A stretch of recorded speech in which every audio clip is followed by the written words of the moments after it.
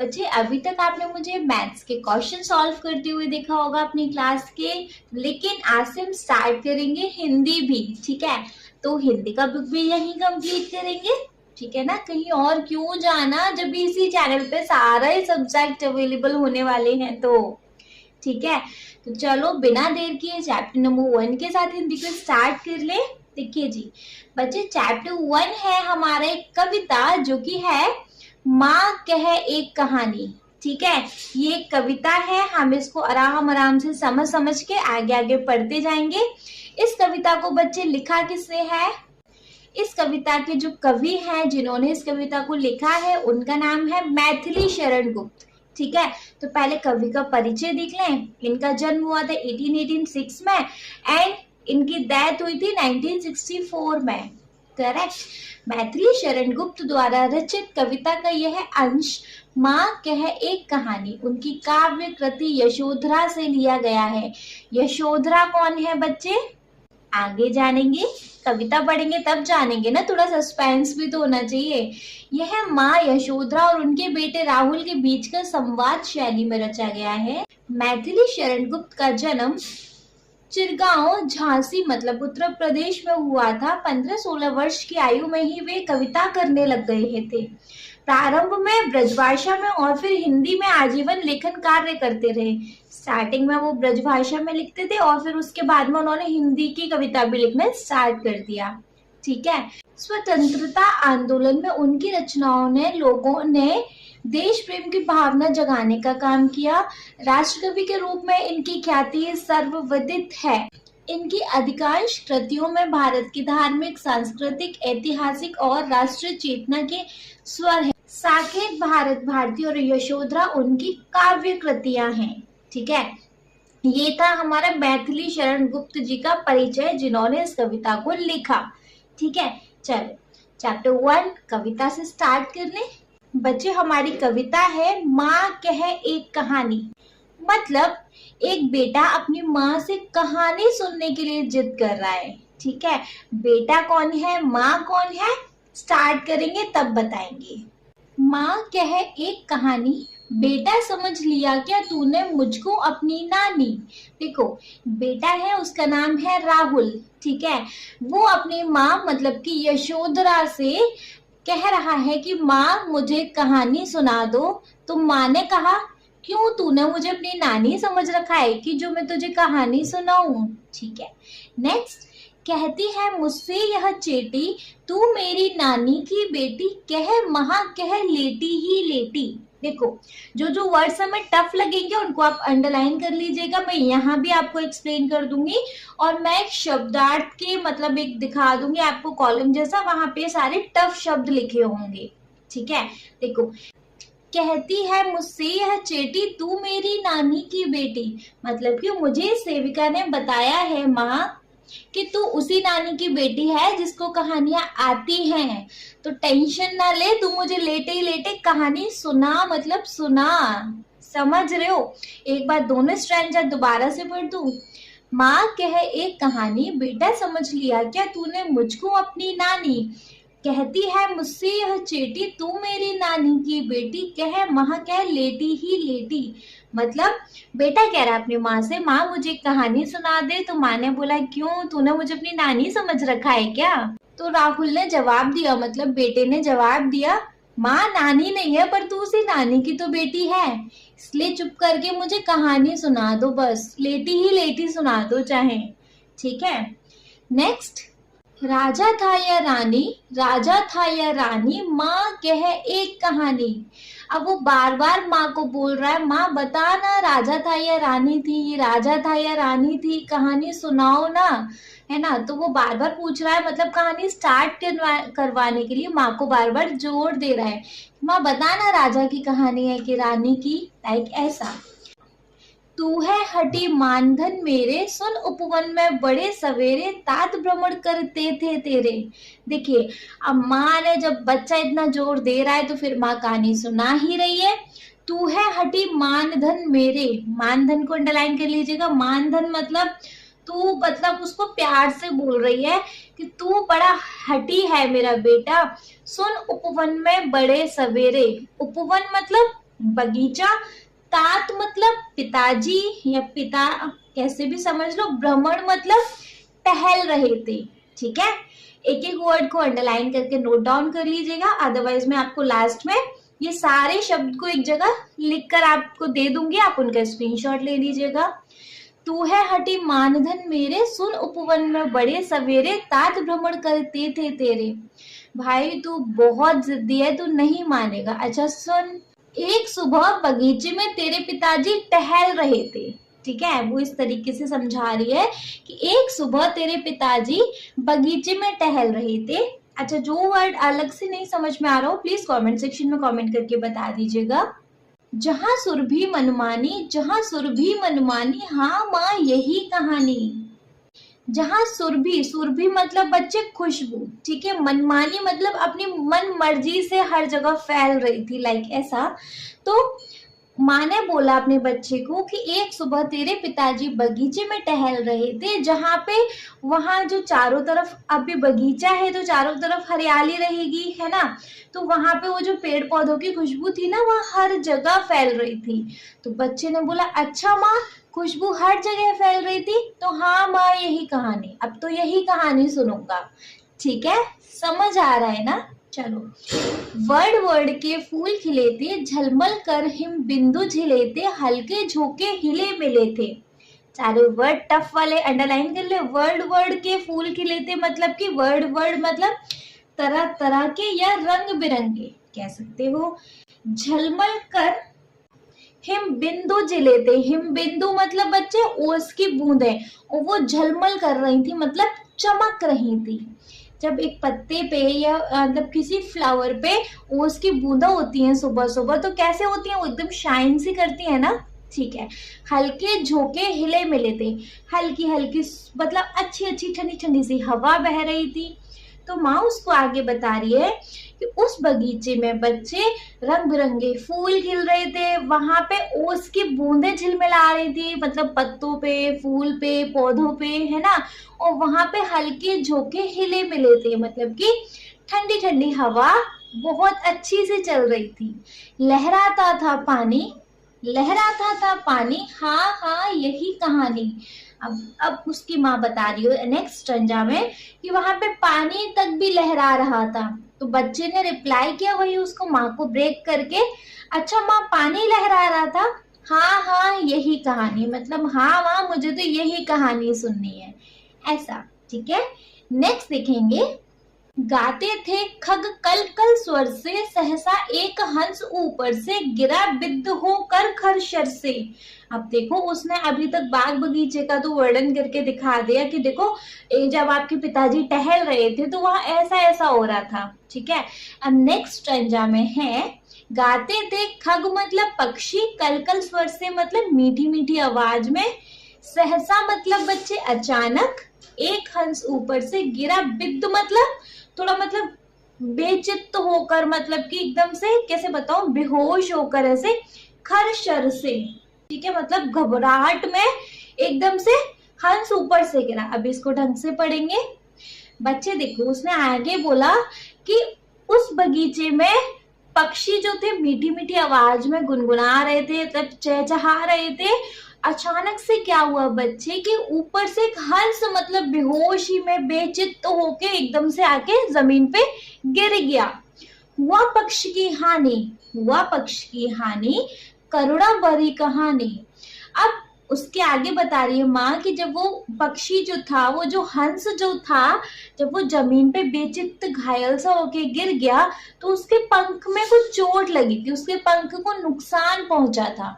तो बच्चे ने तुरंत रिप्लाई किया, अच्छा उसके पंख को नुकसान हुआ था, इतनी करुणा भरी कहानी है। करुणा मतलब दया, तरस वाली, मतलब कितनी तरस वाली कहानी है ये, ठीक है। नेक्स्ट, चौंक उन्होंने उसे उठाया, नया जन्म सा उसने पाया, इतने में आंखें तक आया।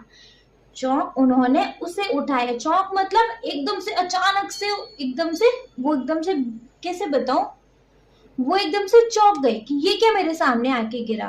तो उन्होंने जैसे ही वो गिरा उसको एकदम से गोदी उठा लिया, वो गोदी उठा लिया तो वो जो हंस था उसको एक नया जन्म सा मिला कि चलो मुझे कोई बचाने के लिए आ गया।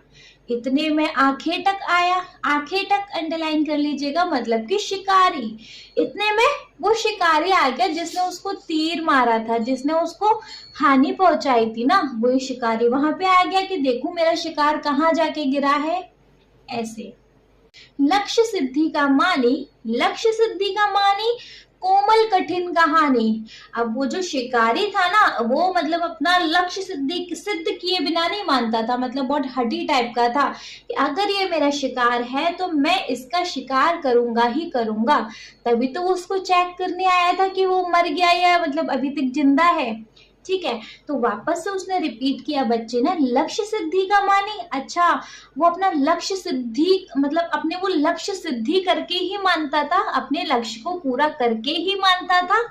कोमल कठिन कहानी, ये तो बड़ी कोमल और कठिन कहानी है माँ। ठीक है, आगे उसने बोला, मांगा उसने आहत पक्षी, तेरे तात किंतु थे रक्षी। जब उसने जो था खग बख्शी, देखो नेक्स्ट स्टेंजा में उसकी माँ उसको बता रही है कि वो जो आखेटक था ना, मतलब वो जो शिकारी था ना, उसने उस पक्षी को मांगा। आहत मतलब घायल, है ना, अंडरलाइन करते रहिएगा बच्चे प्लीज। आहत मतलब सॉरी घायल। उसने उस घायल पक्षी को मांगा, भाई ये मेरा शिकार है, मुझे इसे वापस करो। तेरे तात किंतु ते रक्षी, लेकिन जो तेरे पिताजी थे ना, वो उस टाइम पे रक्षक बने हुए थे। रक्षी मतलब रक्षा करने वाला। भाई उन्होंने तो उसको गोदी में उठाया हुआ था, वो तो उसको बचा रहे थे। तब उसने जो था खगबख्शी हट करने की ठानी, हट करने की ठानी, अब बढ़ चली कहानी। तो जो तेरे पिताजी थे वो उसकी रक्षा करने में लगे हुए थे, तो जो वो खगबख्शी था ना, मतलब कि जिसने उस पक्षी को नुकसान पहुंचाया था ना, वो जो शिकारी था ना, या शिकारी का नाम अलग अलग दे रखा है बच्चे, एक बार आर्किटेक्ट बोला है मतलब शिकारी बोला है, एक बार उसको खगबख्शी बोला है। खगबख्शी मतलब खग को नुकसान पहुंचाने वाला। ठीक है, एक होता है रक्षक और एक होता है भक्षक, है ना। रक्षक मतलब रक्षा करने वाला, भक्षक मतलब नुकसान पहुंचाने वाला। तो देखो उसके जो तात थे, उसके जो पिताजी थे वो रक्षक थे, और भक्षी बोला गया है जो उसका भक्षक था उस खग का। खग मतलब पक्षी, है ना जी। तब उसने जो था खगबख्शी हट करने की ठानी। जब उसके पिताजी उसको मतलब वो जो थे जिन्होंने उस हंस को बचाया हुआ था, वो उसको देने से मना कर रहे थे, वो उसको दे नहीं रहे थे। तो जो खगबख्शी था उसने फिर हट करने पे आ गया कि अब तो मैं इसको लेकर ही रहूंगा, है ना। वो भी अपनी जिद पे अड़ गया कि मुझे इस मेरे शिकार को वापस करो। अब बढ़ चली कहानी, तो अब बच्चा बोल रहा है कि माँ अब तो कहानी बढ़ चली, हट करने की ठान ली थी ना उसने, बस अब ये कहानी आगे बढ़ चली। ठीक है, नेक्स्ट देखेंगे। हुआ विवाद सदय निर्दय में, उभय आग्रही थे स्विषय में, गई बात तब न्यायालय में। अंडरलाइन करो, विवाद मतलब झगड़ा, सदय मतलब दया करने वाला, निर्दय मतलब दया जो नहीं कर सकता। ठीक है, उभय मतलब दोनों, आग्रही मतलब जोर देने वाले, है ना। स्विषय मतलब अपने अपने विषय में। अंडरलाइन कर करके लिखते रहना बच्चे। गई बात तब न्यायालय में, न्यायालय क्या, जहां पे देखो जैसे हमारे यहाँ भी कोर्ट कचहरीज होती है ना, ऐसे वहां पे मतलब पिछले टाइम में पुराने जमाने में न्यायालय होते थे, जहाँ पे एक राजा होता था वो न्याय करता था, ऐसा। ठीक है, चलो हिंदी में समझेंगे। जब वो उसको दे नहीं रहे थे हंस को तेरे पिताजी, है ना, और वो जो खगबख्शी था वो अपनी जिद पर अड़ा था, तो उन दोनों में झगड़ा होने लगा। सदय निर्दय मतलब, सदय मतलब वो पिताजी, निर्दय मतलब वो खगबख्शी या आखेटक, है ना। उन दोनों में झगड़ा होने लगा। उभय आग्रही थे स्विषय में, दोनों अपने ही मतलब दोनों अपने अपनी बात को लेके जोर दे रहे थे कि मैं इसे नहीं दूंगा, और दूसरा बोल रहा था ये मेरा शिकार है मुझे चाहिए। जब दोनों अपने अपने मतलब झगड़ा करने लगे, अपने अपनी बात पे जोर देने लगे, तो फिर क्या हुआ। अब भाई एक बात बताओ, जब दोनों अपनी बात पे अड़ जाएंगे तो फिर क्या होगा, कोई तो उनका न्याय करेगा ना, है ना जी। फिर वो जो बात थी वो न्यायालय में गई। देखो नेक्स्ट देखेंगे। सुनी सभी ने जानी, सुनी सभी ने जानी, व्यापक हुई कहानी। देखो अब आगे उसकी माँ बोल रही है, जब बात न्यायालय में गई तो सब लोगों ने उन दोनों की बात सुनी। अब बच्चा बीच में बोल रहा है, अच्छा सुनी सभी ने जानी मतलब सब लोगों ने उनकी बात सुनी, व्यापक हुई कहानी मतलब थोड़ी सी अब ये कहानी इंटरेस्टिंग होती जा रही है ना। अब नेक्स्ट है, राहुल तू निर्णय कर इसका, न्याय पक्ष लेता है किसका, कह दे निर्भय जय हो किसका, जिसका सॉरी।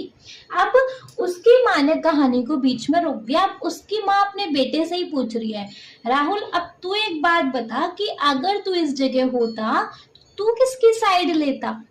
अब पहले वर्ड्स को अंडरलाइन कर ले, कुछ टफ है तो।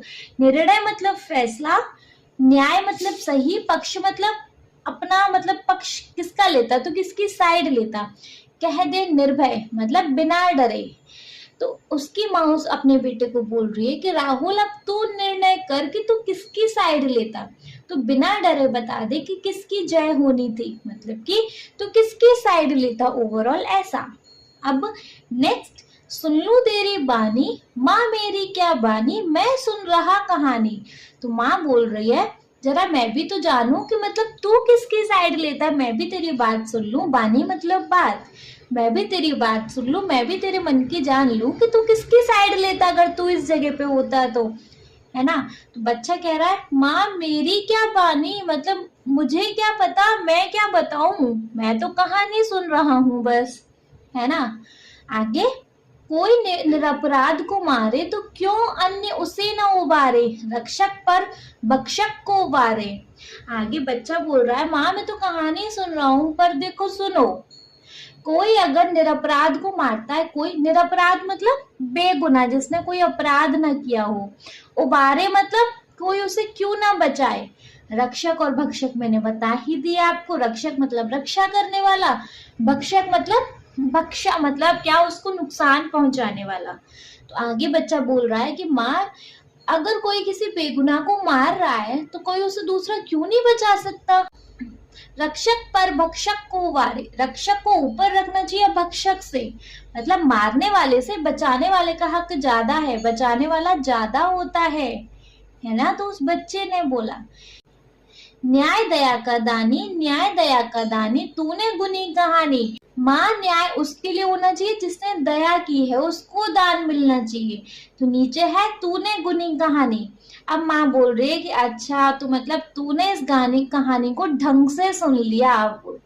अब इस कहानी का तुझे मतलब सच में समझ आ गई जब उसने सही बात बोली कि माँ जब कोई निरपराध को मार रहा है तो फिर कोई दूसरा उसे क्यों नहीं बचा सकता, है ना, कोई बेगुनाह को क्यों मारे, तो जो बचाएगा उसका हक ज्यादा होना चाहिए, वो बड़ा होना चाहिए भक्षक से ज्यादा, तो है ना। तो माँ ने बोला हाँ सही कहा, इसका मतलब अब तूने कहानी अच्छे से सुन ली। ठीक है बच्चे, ये थी इसकी कहानी। एक बार मैं इसको पूरी ओवरऑल पढ़ दूं। मैथिली शरण गुप्त जी ने लिखी है, कितनी अच्छी कहानी है ना। इस कहानी से हमें कोई सीख भी मिलती है। क्या सीख मिलती है कि हमेशा रक्षा करने वाला बच्चे बड़ा होता है, नुकसान पहुंचाने वाले से, मारने वाले से बचाने वाला बड़ा होता है ना जी। चलो एक बार फिर से इसको स्टार्टिंग से रीड कर लेंगे। माँ क्या है एक कहानी, बेटा समझ लिया क्या तूने मुझको अपनी नानी। बच्चे कमेंट सेक्शन में बताना आपको कैसा लगा ये एक्सप्लेनेशन, मतलब समझ आया या नहीं, है ना। कहती है मुझसे यह चेटी, तू मेरी नानी की बेटी, कहे महा कह लेटी ही लेटी, राजा था या रानी, राजा था या रानी। माँ कहे एक कहानी, तू है हटी मानधन मेरे, सुन उपवन में बड़े सवेरे, तात भ्रमण करते थे तेरे, जहाँ सुर भी मनमानी, जहाँ सुर भी मनमानी। हाँ माँ यही कहानी, वर्ण वर्ण के फूल खिलेते, झलमल कर हिम बिंदु झिलेते, हल्के झोंके हिले मिलेते, लहराता था पानी, लहराता था पानी।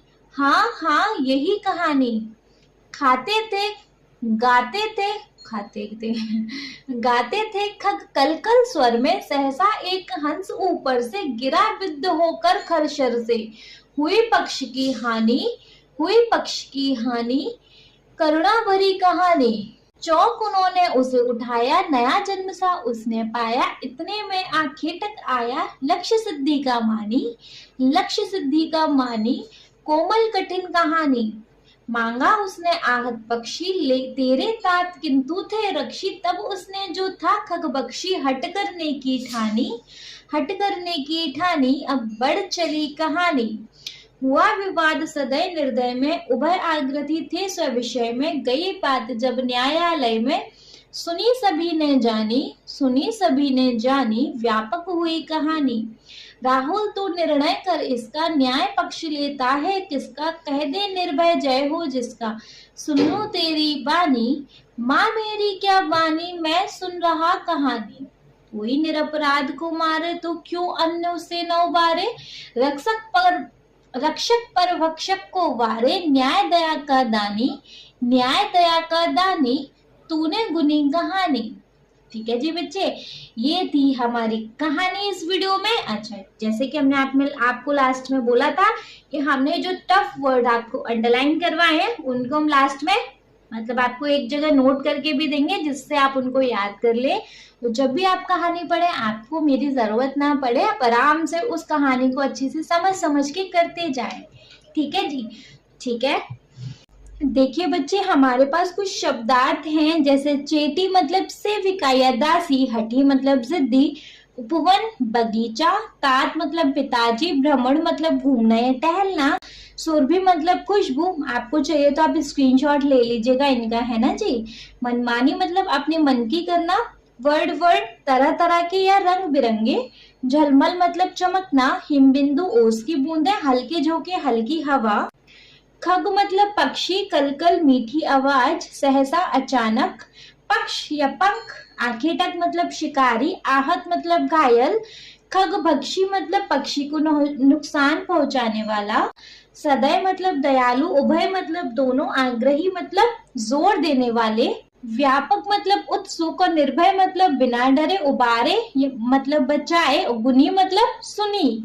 ठीक है जी, तो ये था बच्चे इस वीडियो में इस चैप्टर का, इस कविता का एक्सप्लेनेशन एंड उसके जो टफ शब्द हैं उनके मीनिंग्स भी।